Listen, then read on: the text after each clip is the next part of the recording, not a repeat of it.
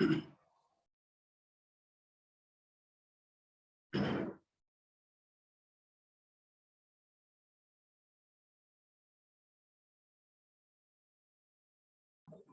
good morning. Good morning, beta.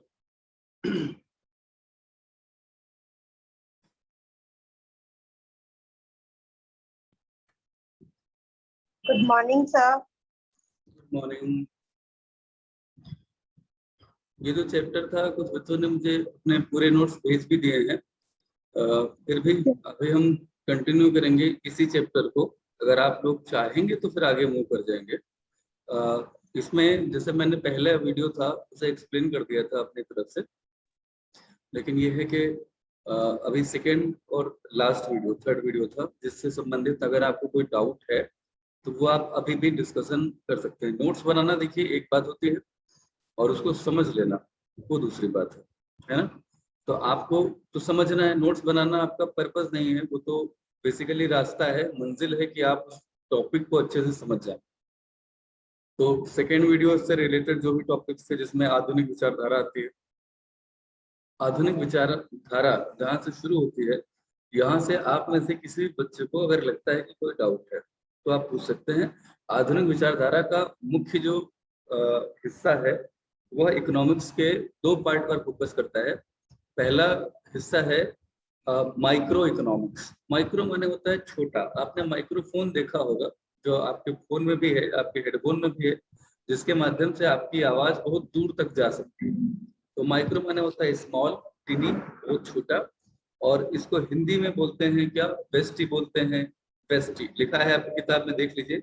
वेस्टी या सूक्ष्म इसे बोला जाता है। इसी को कीमत सिद्धांत भी बोलते हैं बच्चों। कीमत सिद्धांत यानी कि प्राइस मैकेनिज्म। क्या बोलते हैं? Price mechanism. तो कीमत सिद्धांत बोले या वेस्ट बोले या सूक्ष्म अर्थशास्त्र बोले या हम इसे माइक्रो इकोनॉमिक्स बोले, MICRO, माइक्रो। ठीक है। तो इसमें होता क्या है, इसकी खास बात क्या है, इसमें क्या क्या होता है, अभी आप लोगों ने, कई लोगों ने नोट्स बना डाले हैं, अच्छे से बना लिए हैं, भेजे भी हैं मुझे, और कई लोगों ने इसे अच्छे से समझा है, वीडियोस भी आप देख चुके हैं।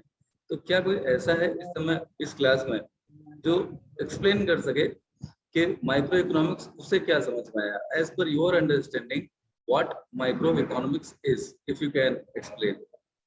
Anyone? Everybody is invited to explain microeconomics if you can.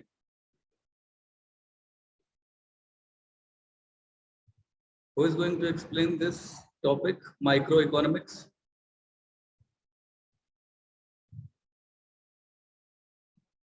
Okay, क्या आपको ये समझ में नहीं आया है? Should I explain this?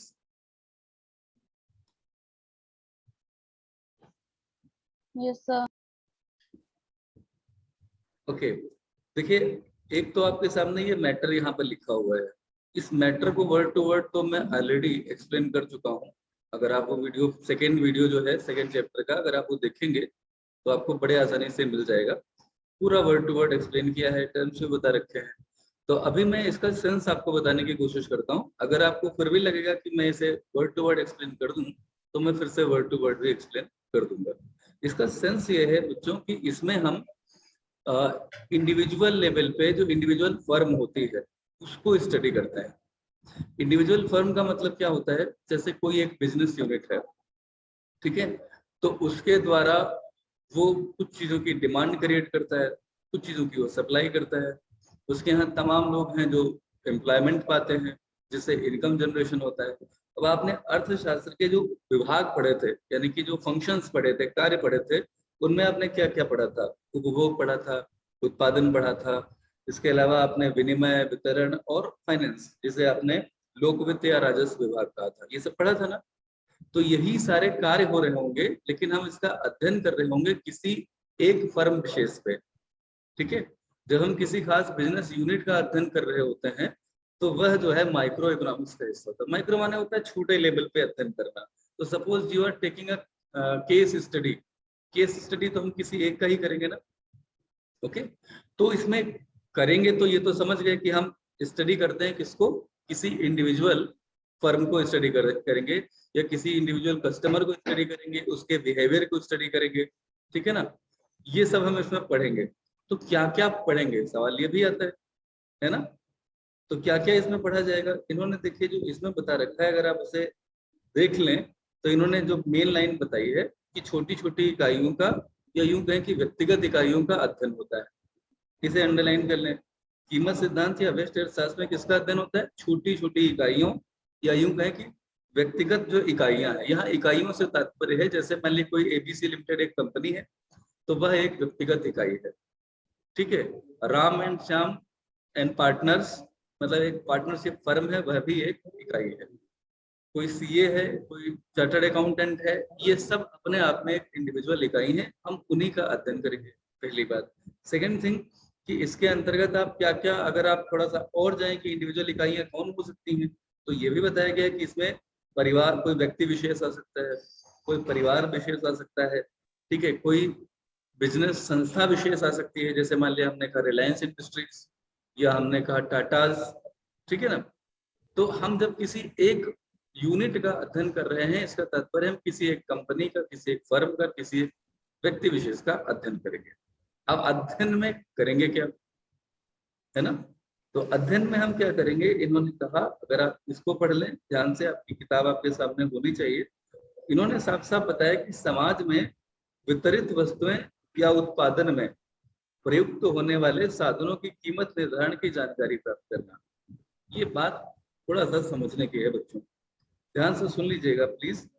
समाज में वितरित वस्तुएं वही है जो पहले बनी है, कहीं प्रोडक्शन हुआ है, फिर उनका वितरण हुआ है। अगर वस्तुओं का डिस्ट्रीब्यूशन ना हो, तो आप जो कपड़े पहनते हैं, जो आप खाना खाते हैं, जो आप फल सब्जियां यूज करते हैं, वो आप तक नहीं पहुंच पाएंगे, क्योंकि इनका उत्पादन आपके किचन में नहीं होता। और ये किचन तक आते हैं तो this is due to distribution. जो डिस्ट्रीब्यूटर्स हैं उनके द्वारा, डिस्ट्रीब्यूशन चैनल्स के जरिए ही ये संभव हो पाता है। तो इसमें समाज में वितरित वस्तुएं या उत्पादन में प्रयुक्त होने वाले साधन। अब जो उत्पादन हुआ उसमें बहुत सारे साधन लगेंगे। उत्पादन में 4 मेन साधन लगते हैं। एक होता है पूंजी, कैपिटल, दूसरा होता है श्रम यानी लेबर, ठीक है, और तीसरा होता है लैंड, लैंड माने की जमीन वगैरह जहाँ पे फैक्ट्री वगैरह आप लगाएंगे, और चौथी चीज होती है एंटरप्रेन्योरशिप। एंटरप्रेन्योरशिप का मतलब होता है व्यापारी की वह हिम्मत, वह सूझबूझ, जिसका उपयोग करते हुए वह बिजनेस करता है। आपको पता है कि ज्यादातर लोग पूंजी जुटा सकते हैं, ज्यादातर लोग लेबरर्स को भी बुला ही लेंगे, ज्यादातर लोग जमीन की भी व्यवस्था कर लेंगे, लेकिन वो हिम्मत और वो काबिलियत, वो साहस, वो रिस्क टेकिंग एबिलिटी सब में नहीं होती।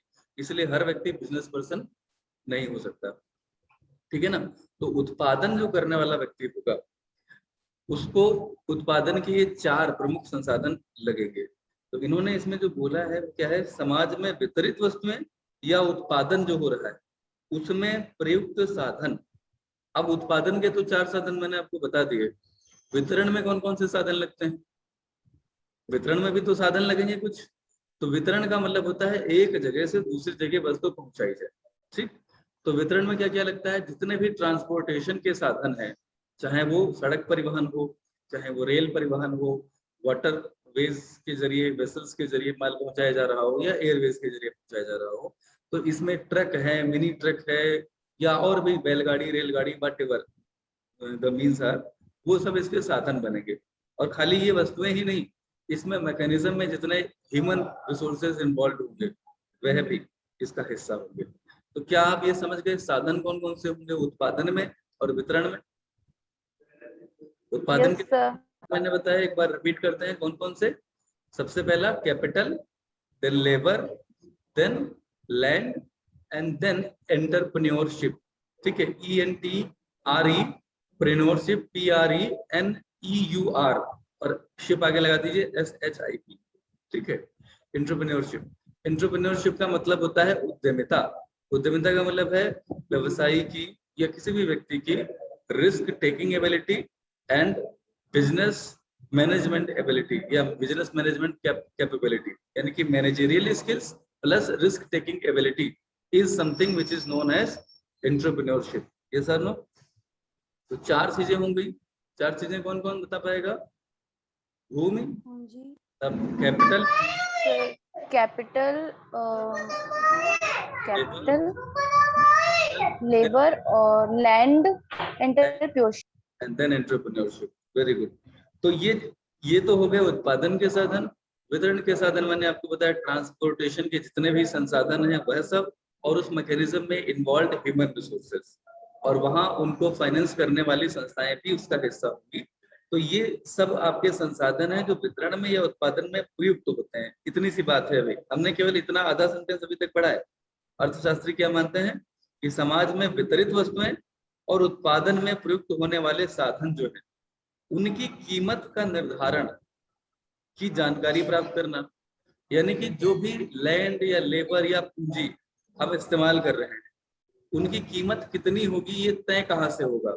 जैसे हमारे यहाँ कोई लेबरर अगर काम कर रहा है फैक्ट्री में, तो हम उसे कितनी वेजेस देंगे, ये कहाँ से तय होगा। कोई तो सिस्टम है जो इसे तय करता होगा, है ना। जो हम माल लेकर के लखनऊ से लखीमपुर तक आएंगे, उसको हमें किराया 200 रुपए देना है या 2000 या 20,000, ये कैसे तय होगा। मान लिया वो कहता है कि 20,000 रुपए किराया लेंगे और सामान 10,000 का है, तो ये तो इलॉजिकल हो जाएगा। तो ऐसा तो नहीं हो सकता। लेकिन क्या इलॉजिकल है और क्या लॉजिकल है, कैसे तय होगा। आप रिक्शे पे अपने घर के लिए बैठते हैं, कॉलेज आपको आना है, मान लिया आज इकोनॉमिक्स का साइन करने के लिए या मैथ्स का साइन करने के लिए, तो रिक्शा वाला कहता है कि मैडम 20,000 रुपए लगेंगे, तो आपको कैसा लगेगा। Is it logical. 20,000 अगर वो आपको आपके घर से कॉलेज छोड़ने के लिए अगर डिमांड करे रिक्शा फेयर के तौर पे, तो इज इट लॉजिकल और इलॉजिकल। आप सीधे कहेंगे कि भाई ये तो बहुत बकवास बात कर रहे हो, 20,000 रुपए कोई किराया पड़ता है रिक्शे का, है ना। तो ये रिक्शे का रेट 20 रुपए या 10 रुपए तय कहाँ से होता है, कैसे हुआ होगा। पहली बार इकोनॉमिक्स जब इंडिविजुअल लेवल पे पढ़ रहे होते हैं आप माइक्रो इकोनॉमिक्स में, तो आप सिर्फ और सिर्फ ये पढ़ रहेंगे बेटा कि उत्पादन के जो साधन है, जिसमें मैंने अभी आपको जो बताया था 4 साधन कौन कौन से, पूंजी, श्रम और जमीन या भूमि कह सकते हैं, और उद्यमिता। अंग्रेजी में बोलेंगे तो क्या होगा, कैपिटल, लेबर और क्या था, भूल गए हम, लैंड और क्या था अभी आपने। एंटरप्रेन्योरशिप। चलो अब सूटी के अलावा कोई और बताएगा चारों, कौन बता सकता है, दोहराइए जरा, come on. Capital, yes land, yes labour good. And last वाला सर वर्ड बहुत डिफिकल्ट है, बड़ा हिंदी में बता सकते हो। टुकड़ों में कर लीजिए। एंटरप्रेन्योरशिप बोलिएगा, एंटरप्रेन्योरशिप, ठीक है, इजी है, बहुत कठिन नहीं। एंटरप्रेन्योरशिप, उद्यमिता, ठीक है। अच्छा, इनमें से जैसे मान लिया कैपिटल आया, तो हमने मान लिया अगर किसी भी व्यक्ति को अपनी कंपनी के शेयर बेचे, तो हमें उस पे उसे कितना लाभांश देना पड़ेगा, ये कैपिटल की कॉस्ट हो गई, उसकी कीमत हो गई। जैसे बैंक से लोन लिया ना, तो बैंक को हमें जितना ब्याज देना पड़ेगा ये उसकी कीमत हो गई। बैंक से हमने अगर 10 लाख का लोन लिया है, तो 10 लाख तो हमें उसे लौटाने ही है, वो 10 लाख उसकी कीमत नहीं है बच्चों, ध्यान रखना। उसकी कीमत जो पड़ेगी हमें, वो उस पे जितना ब्याज हमें देना पड़ेगा, that is the cost of that loan. Yes sir no. तो किसी भी लोन की, किसी भी कैपिटल की कितनी लागत आएगी, ये कैसे तय होगा, ये माइक्रो इकोनॉमिक्स तय करेगा, ठीक है। लेबरर को हम वेजेस कितनी देंगे, कैसे तय होगा, ये माइक्रो इकोनॉमिक्स तय करेगा, ठीक है ना। सिमिलरली लैंड का किराया कितना हम देंगे, माइक्रो इकोनॉमिक्स में तय किया जाएगा, ठीक है। जो सामान इधर से उधर हम ला रहे हैं, मान लिया सामान ला रहे हैं मतलब ट्रांसपोर्टेशन, तो रिक्शे वाले को 5 रुपए देने हैं कि 10 रुपए देने हैं कि 10,000 देने हैं, ये कहाँ से तय होगा, माइक्रो इकोनॉमिक्स इसे स्टडी करता है। तो अभी जो बात थी, सेंटेंस को एक बार फिर से अगर पढ़ लें आप, तो आप पाएंगे कि आधुनिक अर्थशास्त्री जो हैं, क्योंकि हम आधुनिक विचारधारा के ही अंतर्गत ये पढ़ रहे हैं, आधुनिक विचारधारा के 2 हिस्से आपको मेनली पढ़ने थे। एक तो कीमत सिद्धांत जिसे हम व्यष्टि अर्थशास्त्र बोलते हैं, और दूसरा आय या रोजगार का सिद्धांत जिसे हम समष्टि अर्थशास्त्र यानी कि मैक्रो बोलते हैं। मैक्रो यानी MACRO, इसे हम अभी बाद में पढ़ेंगे। हम माइक्रो के अंतर्गत सिर्फ इसका नाम एक और भी है ना, देखिए माइक्रो का मतलब छोटा लेवल पे पढ़ना तो है ही, लेकिन सबसे पहले क्या लिखा हुआ है, कीमत सिद्धांत। मतलब क्या है, प्राइस मैकेनिज्म, मतलब जितने भी संसाधन हैं, चाहे उत्पादन के या वितरण के, उनकी कितनी कीमत हमें बतौर उत्पादक या बतौर वितरक चुकानी पड़ेगी, ये तय करेगा सूक्ष्म अर्थशास्त्र, क्योंकि इसका नाम ही है क्या, कीमत सिद्धांत। तो आप सोचिए कितना महत्वपूर्ण है। अभी आप जो कपड़े पहने हुए हैं, मान लिया आप गए थे और आपने एक 400 की टी शर्ट ली थी, 600 की टी शर्ट ली थी, और मान लिया अगली बार आप टी शर्ट लेने जाए तो दुकानदार कहे कि मैडम 40,000 पड़ेंगे, तो वो कैसा लगेगा? आप कहेंगे कि पगला गए हो क्या, 40,000 कोई टी शर्ट होती है ना। लेकिन मैं जो कहना चाह रहा था उसे समझिएगा जरा। हम यहाँ पर यही पढ़ने वाले हैं कि किसी भी चीज के प्राइस कितने होंगे। लैपटॉप आईफोन का अगर आप लेते हैं तो आप 1.5 लाख रुपए दे रहे हैं। अगर आईफोन आप खरीदते हैं मोबाइल, उसमें भी व्हाट्सएप चलेगा, फेसबुक चलेगा, आप उसे 1 लाख के आसपास कीमत दे करके लेते हैं। और चाइना का वैसा ही आईफोन जैसा ही दिखने वाला मोबाइल चाइना मेड जो होगा वो आप 10,000 में ले पाते हैं। तो इसे कैसे तय किया जाता है, प्राइसिंग कैसे होती है, यही सब स्टडी किया जाता है माइक्रो इकोनॉमिक्स में। तो अगर आप देखिए दुनिया कैसे चलती है, आप इस समय वो विषय पढ़ रहे हैं, तो आप बहुत महत्वपूर्ण विषय पढ़ रहे हैं बच्चों। और खुद को जो है आप इसमें गर्वित महसूस कीजिए, गौरवान्वित महसूस कीजिए कि हम एक अच्छा विषय पढ़ रहे हैं। तो हम लोगों को ये समझा भी सकेंगे बाद में कि किसी भी चीज का प्राइस कैसे तय होता है। ठीक है, तो अभी एक बार फिर से आ जाएं कि हम क्या क्या पढ़ेंगे। हम पहली बात तो पढ़ेंगे उन लोगों को जो व्यक्तिगत इकाइयां हैं, जिसमें कोई व्यक्ति होगा, कोई परिवार होगा, कोई संस्था हो सकती है। ठीक है, उसमें हम उसे पढ़ेंगे। तो क्यों पढ़ेंगे? क्योंकि समाज में वितरण में, उत्पादन में जो भी वस्तुएं लगती हैं, उन वस्तुओं में जो संसाधन है, मतलब लगती है मतलब जो संसाधन उपयोग में लाए जाते हैं, उन संसाधनों की कीमत कितनी होनी चाहिए, इसका अध्ययन होता है। सेंटेंस फिर से एक बार पढ़ लीजिए, क्योंकि ये सेंटेंस काफी गहरा है, पूरे माइक्रो इकोनॉमिक्स को बताने वाला है। मैं एक बार फिर से पढ़ देता हूँ आपको समझाने के लिए कि आधुनिक अर्थशास्त्री ये मानते हैं कि समाज में वितरित वस्तुएं या उत्पादन जब आप कर रहे होते हैं, तो उसमें जो प्रयुक्त होने वाले साधन हैं, उनकी कीमत निर्धारण की जानकारी प्राप्त करना, मतलब उनकी कीमत निर्धारण कैसे होता है, इसकी जानकारी प्राप्त करना जो होगा वह अर्थशास्त्र के अध्ययन का मुख्य उद्देश्य होता है। अब ये जानकारी कैसे प्राप्त करेंगे, इसके लिए क्या करना होगा, एक सवाल है ना। तो इसके लिए क्या करेंगे ये आगे बताया जा रहा है। पैराग्राफ पे प्लीज फोकस करिएगा। किताब नहीं है स्मृति, क्या ये कहने वाली हूँ? किताब पीडीएफ बुक, पीडीएफ बुक खोल लीजिए या मैं स्क्रीन शेयर कर दूं, क्या चाहते हो?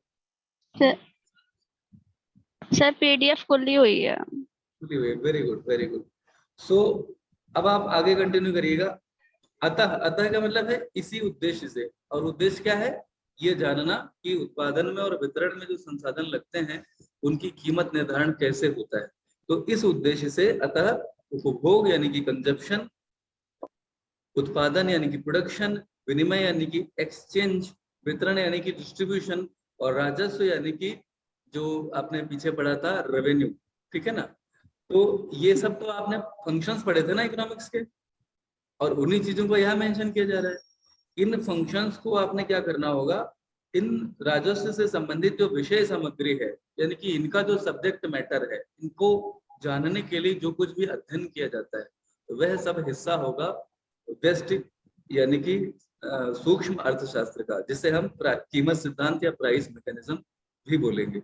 यानी कि हम इसके अंतर्गत जो अर्थशास्त्र के विभाग और कार्य आपने पढ़ रखे थे, हम उन्हीं का अध्ययन करेंगे। यस और नो? Yes sir.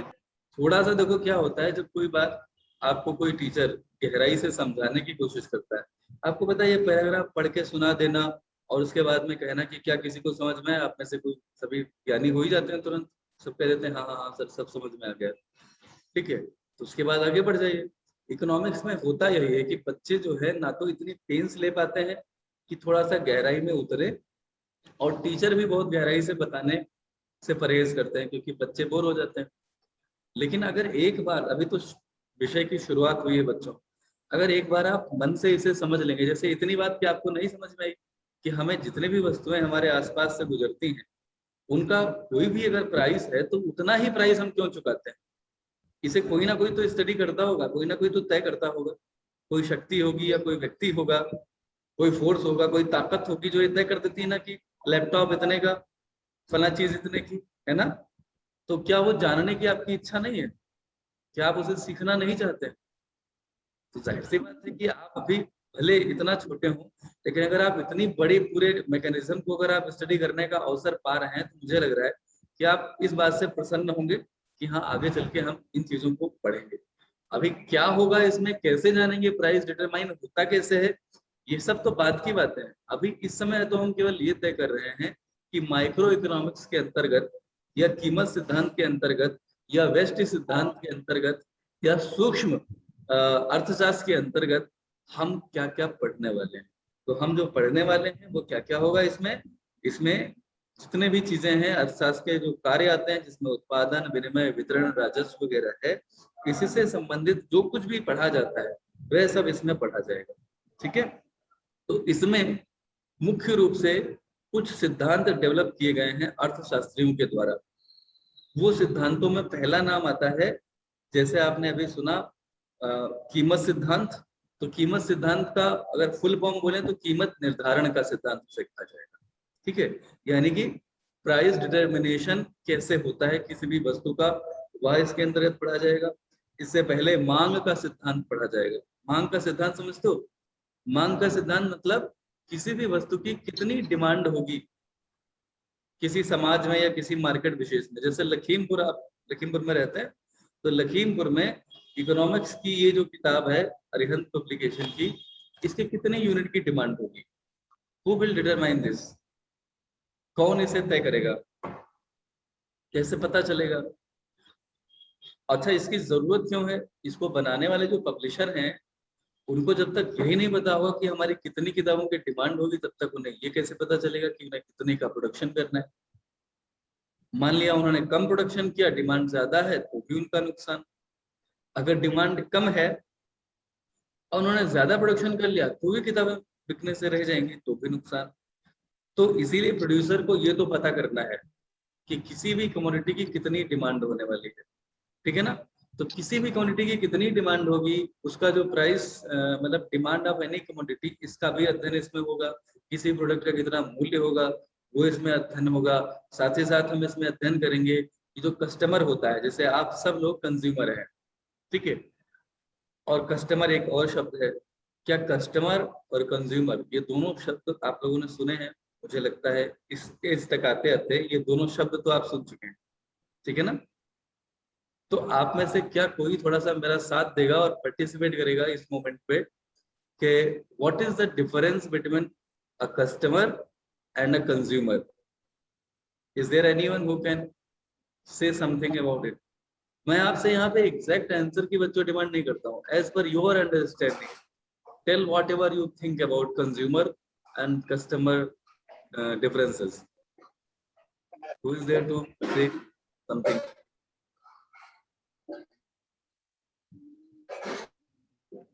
कस्टमर तो सुना है ना?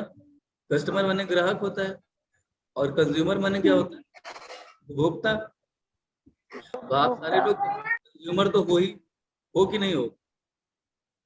Yes sir. आपने ये इस समय इंटरनेट का आप कंज्यूम कर रहे हो, डेटा आपका कंज्यूम हो रहा है, हेडफोन लगाए हुए हो तो ये हेडफोन के आप कंज्यूम कर रहे हो, यूज कर रहे हो उसे। तो you are a consumer, you are always a consumer, every moment you are a consumer, but you are not a customer every time.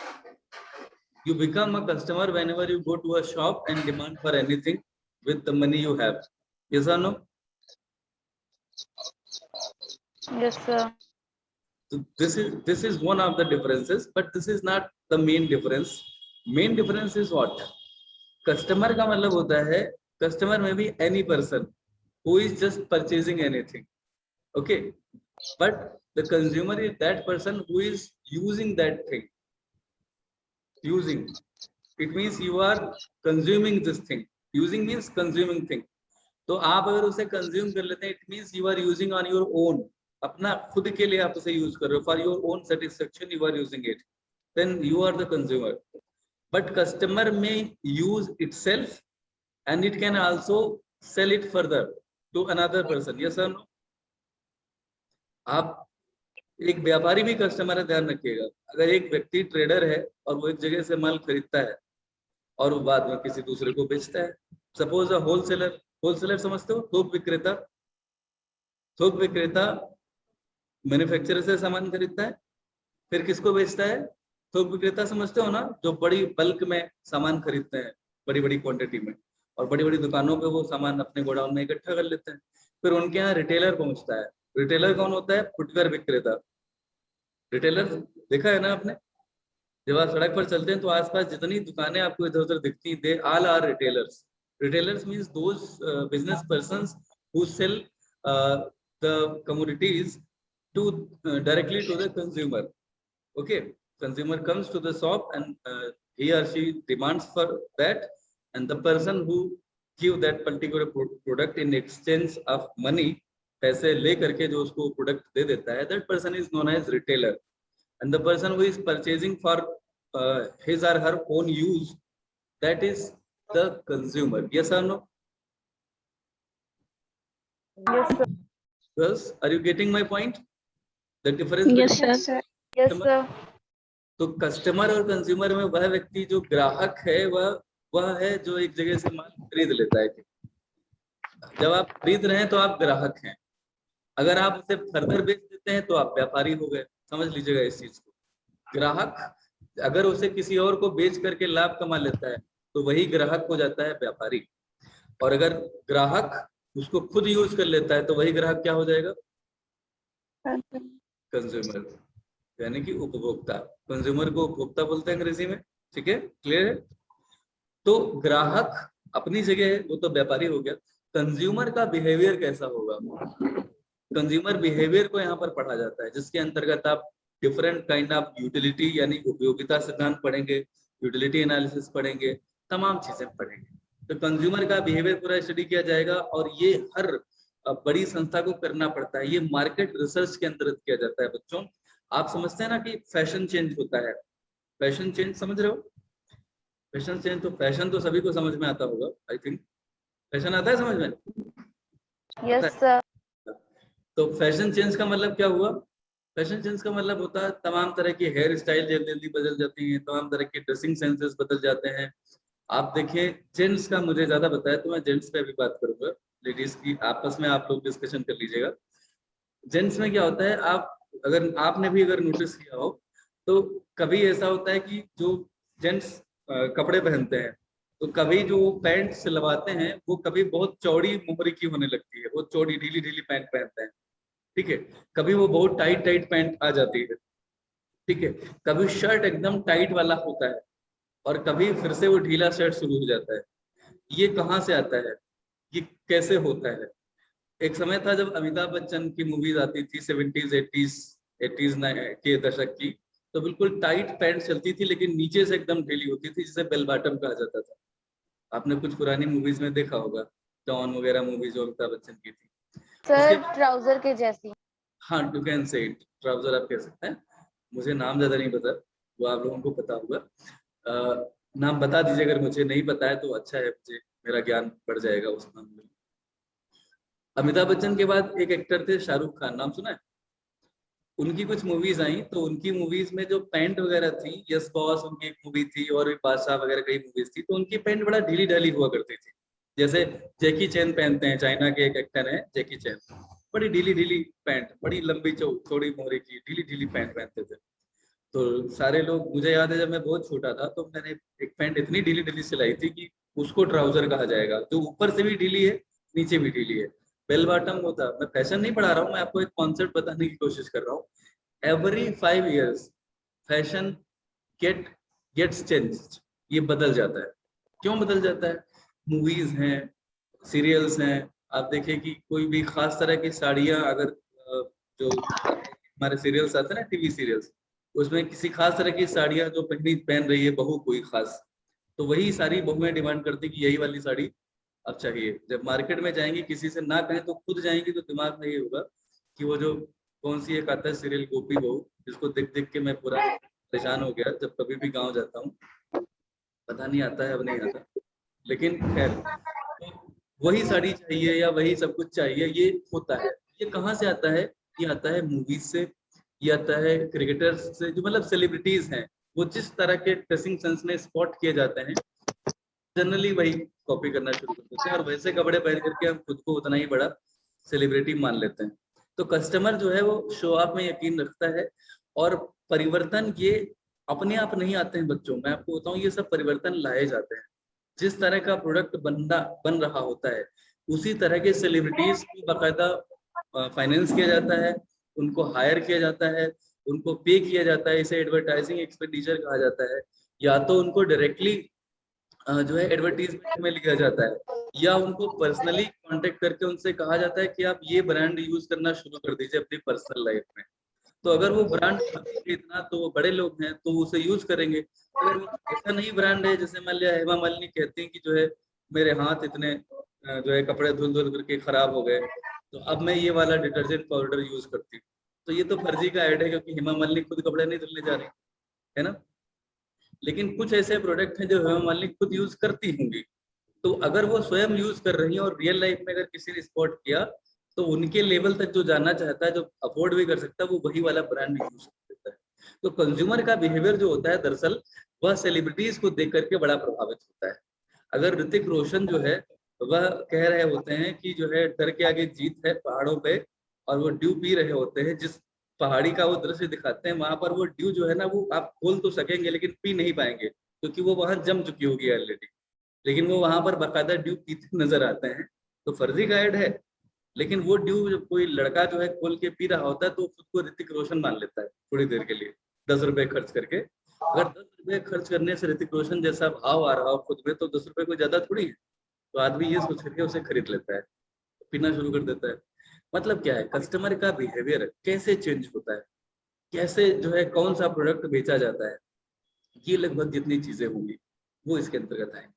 ठीक है, तो यहाँ पर आपने सूक्ष्म जाना और इसके बाद में फिर आप पढ़ेंगे जो इसका दूसरा हिस्सा है और वो है क्या, वह है आय या रोजगार का सिद्धांत। इसका अध्ययन जो होता है बच्चों वो country economy as a whole होता है, ये इसमें इंडिविजुअल यूनिट नहीं है। इसमें जैसे भारत पूरा एक देश है, इसमें बहुत सारे बिजनेस यूनिट्स हैं, बहुत सारी कंपनियां हैं, बहुत सारी फर्म है। तो उन सबको एक साथ जब हम पढ़ेंगे, जैसे फर्म की इनकम कितनी है ये नहीं पढ़ेंगे, भारत में जितनी भी कंपनियां उन सबकी इनकम क्या है, उन सबकी इनकम कितनी है। तो जब सारी जितनी फर्म जितने लोग काम करते हैं सबकी इनकम अगर हम एक साथ निकालेंगे और जोड़ लेंगे तो वही नेशनल इनकम हो जाएगी, है ना। होगी कि नहीं होगी। देश भाई कोई कंपनी चलती है, कोई पार्टनरशिप फर्म चलती है, कोई एनजीओ चलता है, चलाते तो लोग ही हैं, है ना।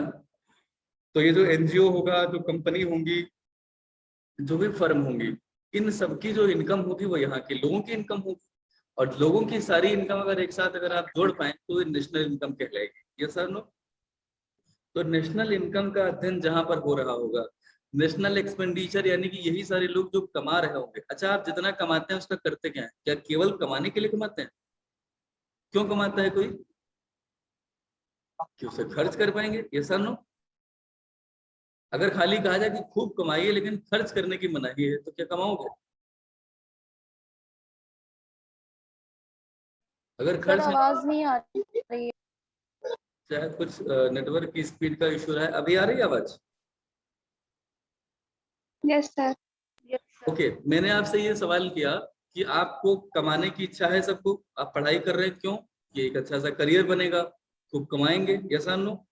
लेकिन मान लिया अभी से ये शर्त लगा दी जाए कि आप खूब कमाइए लेकिन आप खर्च नहीं करेंगे, तो कमाओगे क्या। आवाज नहीं आ रही। नहीं आ रही है, जस्ट अ मिनट।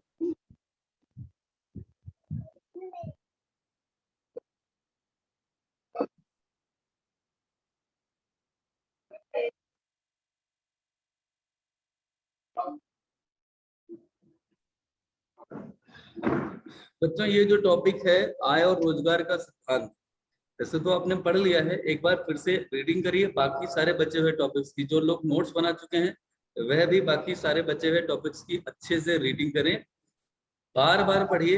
किसी भी चीज को समझने का और उसे याद करने का एकमात्र तरीका है बार बार पढ़ना। उसे आप बार बार पढ़ेंगे तो आपको वह पहली बार में उतना नहीं समझ में आएगा, दूसरी बार कुछ ज्यादा समझ में आएगा, तीसरी बार में और ज्यादा समझ में आएगा, तो आप बार बार पढ़ें।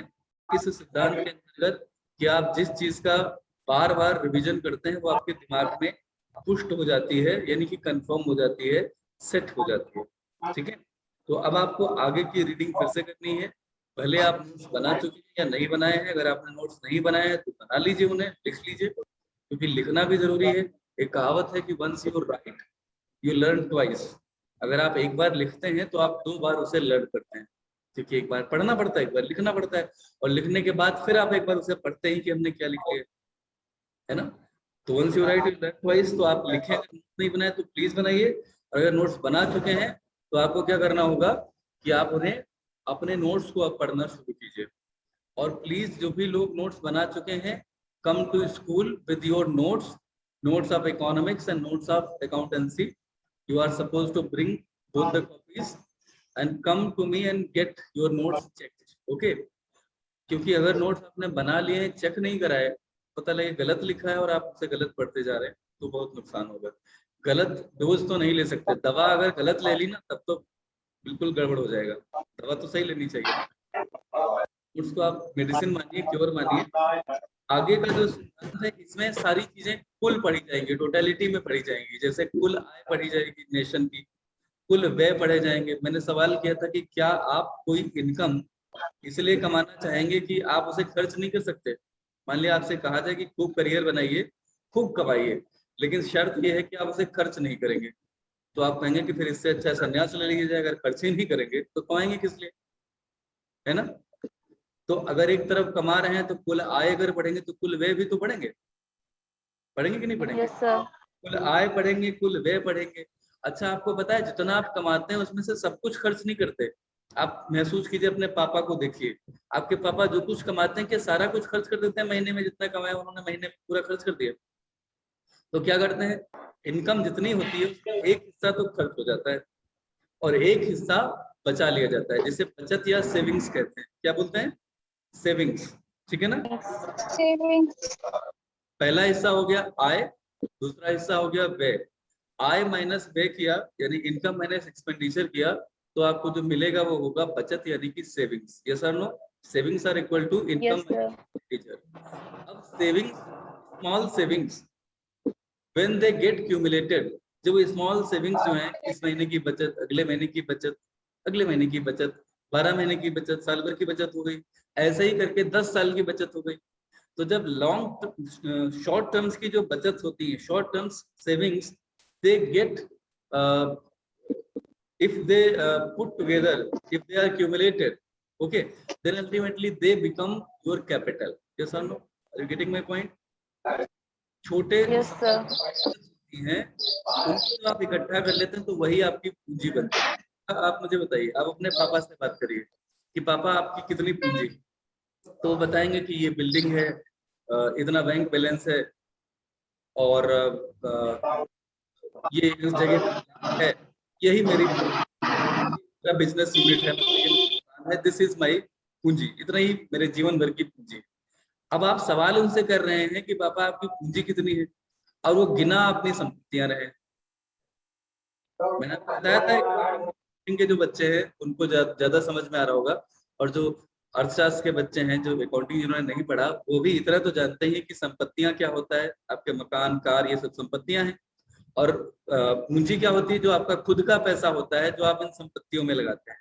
जैसे ध्यान से सुनेगा, मकान आपने खुद के पैसों से खरीदा है, तो खुद का पैसा वो पूंजी है आपकी। कार आपने फाइनेंस करा ली है, तो कार और मकान, मान लिया मकान आपका है 50 लाख का, कार है 10 लाख की, तो कुल संपत्तियां आपके पास कितनी हो गई? जल्दी से बताइएगा और सुनते रहिएगा, इधर उधर मत जाइएगा। सर 60 लाख। कार आपकी 10 लाख की है, 60 लाख की संपत्तियां हो गई। इसमें 50 लाख आपके खुद के थे, खुद के आपके अपने। आपकी बचत थी, 10 साल की बचत थी, स्मॉल सेविंग्स, जब वो इकट्ठा हो गई तो आपकी बचत हो गई, फिर आपने उससे मकान खरीद लिया। तो 50 लाख की जो आपकी खुद की सेविंग्स थी वो कहलाएगी कैपिटल। यस और no? 50 lakh yes sir. Is your capital, and 10 lakh car जो आपने एक बैंक से फाइनेंस कराई है, that is a liability on you. वो आपके ऊपर एक लायबिलिटी है, एक दायित्व है। तो capital plus liability is equal to asset. Yes और no? Capital yes. Plus liability is yes sir. आपने अपना खुद का पैसा बैंक से लिया गया उधार एक साथ मिला लिया, उतनी तो संपत्तियां आपके पास होंगी। तो आपके पापा जब ये बता रहे होते कि ये मकान में है और ये यही बेटा मेरी अपनी पूंजी है जीवन भर की, तो आपकी वो संपत्तियां, वो दिखा दो अपनी संपत्तियां रहे, क्योंकि कैपिटल नजर आती है संपत्ति,